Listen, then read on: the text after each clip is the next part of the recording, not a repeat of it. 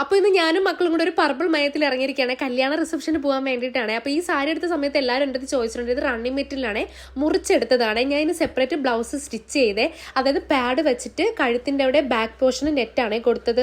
ഞങ്ങൾ ഇത്രയും സമയത്തും ഇറങ്ങാത്തതുകൊണ്ട് അമ്മയുടെ ആ ഒരു തുറിച്ച് നോട്ടമാണ് നിങ്ങൾ കണ്ടത്. അപ്പോൾ എന്തായാലും നമുക്ക് പോയിട്ട് വരാമേ. ഇറങ്ങിയ സമയത്ത് അമ്മയുടെ എൻ്റെയും കയ്യിൽ ഒരു ലോഡ് കവർ ഉണ്ടായിരുന്നേ, തേങ്ങയും മാങ്ങയും ചക്കയൊക്കെ ആയിരുന്നേ. അവിടെ അമ്മാമ്മയുടെ കൊടുക്കാൻ വേണ്ടിയിട്ട് നേരെ ഇവിടുന്ന് അമ്മാമ്മേനെ എടുത്തുകൊണ്ട് പോയിട്ടാണ് ഞങ്ങൾ അവിടെ റിസപ്ഷൻ വീട്ടിൽ പോയി. നമ്മളവിടുന്ന് ഏകദേശം അരമണിക്കൂർ യാത്ര ഉണ്ടായിരുന്നുണ്ട്. അവിടെ ചെന്നപ്പോഴത്തേക്ക് ചേച്ചി ഭയങ്കര തിരക്കായിരുന്നു കേട്ടോ. കല്യാണ വീടല്ലേ, ആൾക്കാർ വന്നു പോയി നിൽക്കുന്നുണ്ട്. ഇവിടെ പാലച്ചൻ എനിക്ക് പോകാൻ പറ്റിയില്ലേ. അപ്പോൾ അവിടെ ചെന്ന സമയത്ത് ഞാൻ ഫുള്ള് ചുറ്റിക്കറങ്ങിയത് കണ്ടിട്ട് ഇങ്ങനെയൊക്കെയുള്ള വീടുകളിൽ പോകുമ്പോഴത്തേക്ക് ഭയങ്കര ആഗ്രഹമാണ്.